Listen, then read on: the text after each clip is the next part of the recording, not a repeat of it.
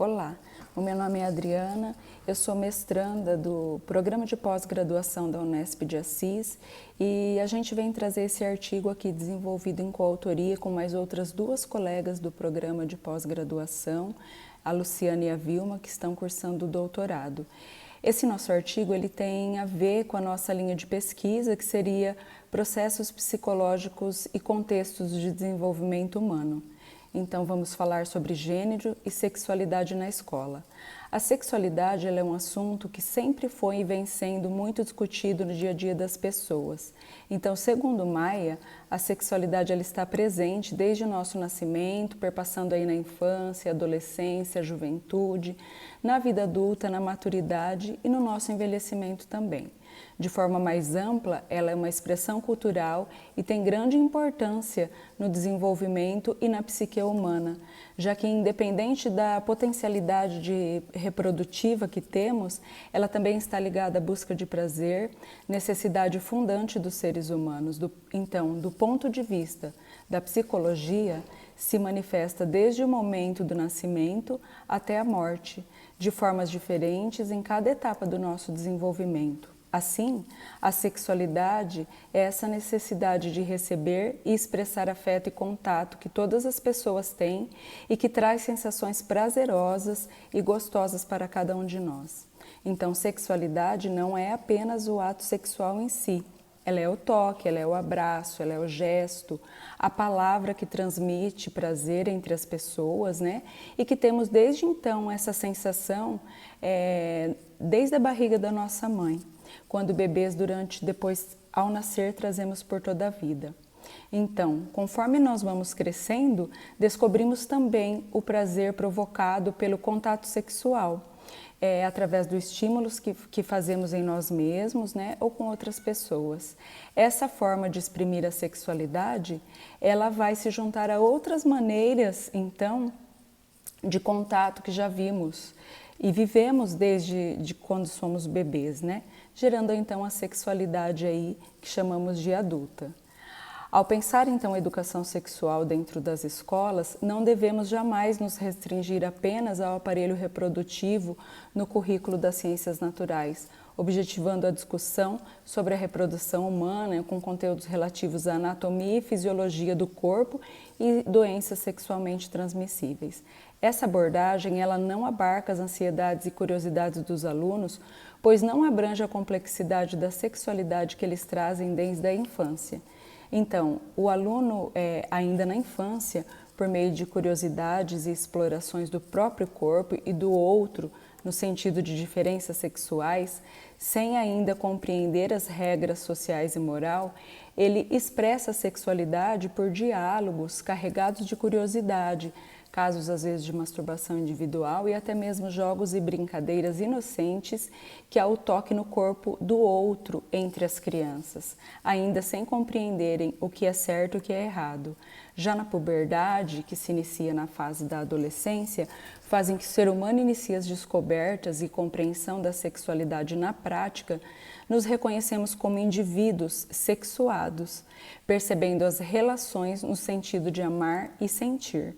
E na fase adulta compreendemos melhor as noções de cuidado de si, do outro, da maternidade, da paternidade, como nos relacionar de forma mais madura nesse sentido, no sentido de desejo, excitação, prazer e orgasmo.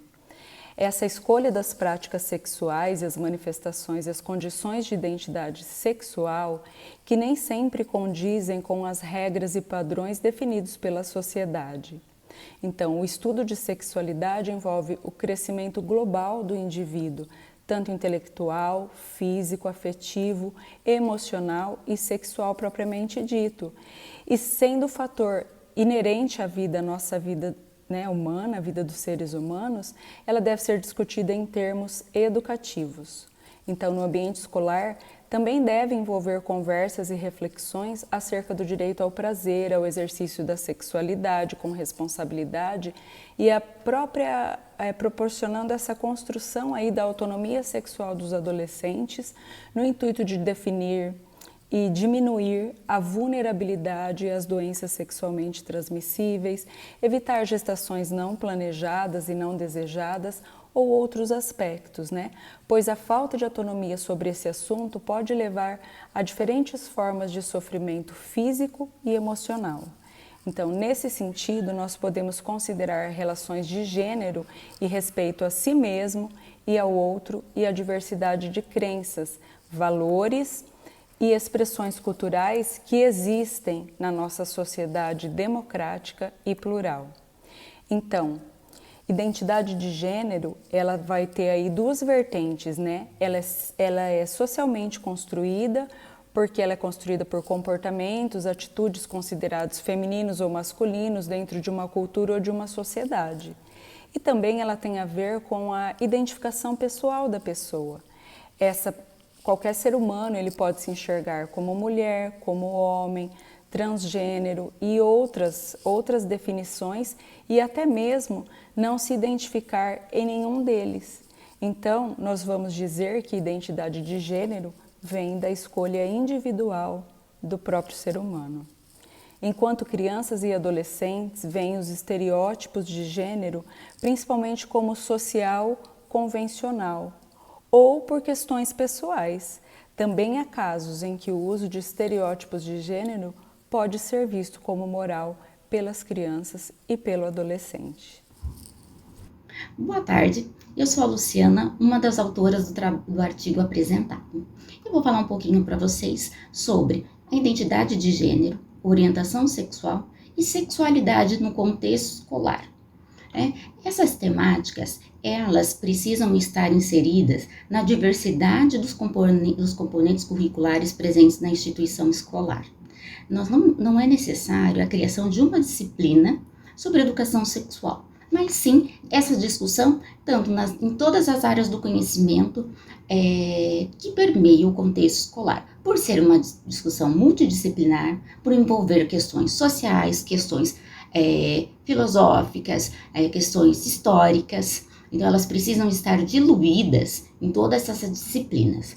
O que nós observamos, que é muito comum na prática escolar, é a instituição convidar um especialista na temática e ele vai uma vez por ano, ou no máximo 2 vezes por ano, discutir essas questões. É um profissional válido? Sim, é um profissional experiente que tem conhecimento estudou para aquilo. Mas nós vamos pensar que como é a relação desses sujeitos no contexto escolar vindo com uma pessoa de fora dessa instituição, sendo que as relações construídas na escola são as interações do cotidiano, quando os sujeitos se sentem mais seguros, eles estabelecendo um vínculo de amizade, tanto com o professor quanto os seus pares. As questões da sexualidade na escola, elas precisam abrir o horizonte, abrir perspectiva, fazer o sujeito descentrar, sair da sua perspectiva e olhar outras formas de concepções, outras concepções diferentes nessa abordagem.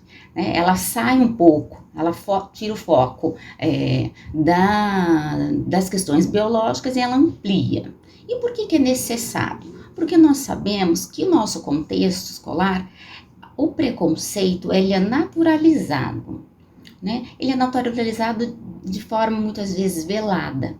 E como ele se apresenta? Na separação de brincadeiras de meninos, meninas, banheiros de meninos e meninas, meninos, meninas, os heterossexuais, os trans, bissexuais, de uma forma que muito veladamente perpetua o preconceito. E a escola é um lugar que trabalha com a diversidade. Nós somos sujeitos únicos, históricos e únicos. Nós não somos formados sobre uma hegemonia. Então, compreender, discutir essas questões, elas são urgentes e necessárias pelos desafios e pelas situações que nós estamos vivendo. No caso de agressões, de violência cometidas pelos estudantes que não respeitam o outro, não conseguem ouvir o outro, não conseguem olhar para o outro. Mas como isso vai acontecer? A partir do momento que essas reflexões ao longo da vida escolar do sujeito vai possibilitar ele ampliar o horizonte dele, trabalhar trazer essas discussões com cunho científico, não com senso comum, não com achismo, não com ideologia, mas sim, e não apresentar como certo, como errado, tá? Mas apresentar de uma forma que o sujeito consiga ampliar esse horizonte e respeitar o próximo, respeitar os seus pares. Então, essas discussões são urgentes no contexto escolar. E quando a gente pensa sobre sexualidade, nós vamos pensar nos casos da necessidade de discutir as questões do aumento de número de adolescentes gestantes, número de casos de pedofilia. Discutir esses pontos é você ensinar o sujeito a cuidar de si. Ele ter consciência do corpo, da sua identidade, dessa pessoa que está em construção. Olá, meu nome é Vilma, eu sou a terceira autora desse artigo.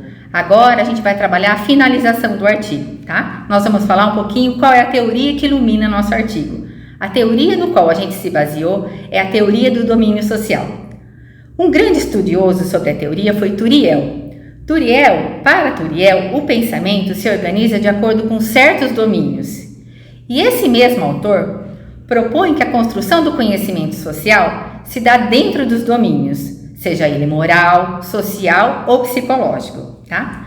A grande contribuição de Turiel, e pouco conhecida entre os meios acadêmicos brasileiros, é que o pensamento de ordem social, tanto os convencionais quanto os morais, não estão organizados em um único sistema, mas sim em domínios, tá? Para a gente entender um pouquinho os domínios, a gente vai estar falando que o domínio é um componente organizativo das ações. Aqui, nós estamos falando de 3 domínios básicos, tá? O domínio psicológico, o domínio convencional e o domínio moral, tá? No domínio psicológico, inclui os conhecimentos sobre o próprio comportamento e o comportamento dos outros, considerando as construções de personalidade e identidade do indivíduo, tá? No domínio convencional, está relacionado às relações sociais organizadas, compartilhadas pelo sujeito com o seu grupo, servindo para normatizar as ações sociais. Agora, no domínio moral, envolve as questões de julgamento, de justiça, de direitos e de bem-estar. Esta área compreende os princípios considerados universais.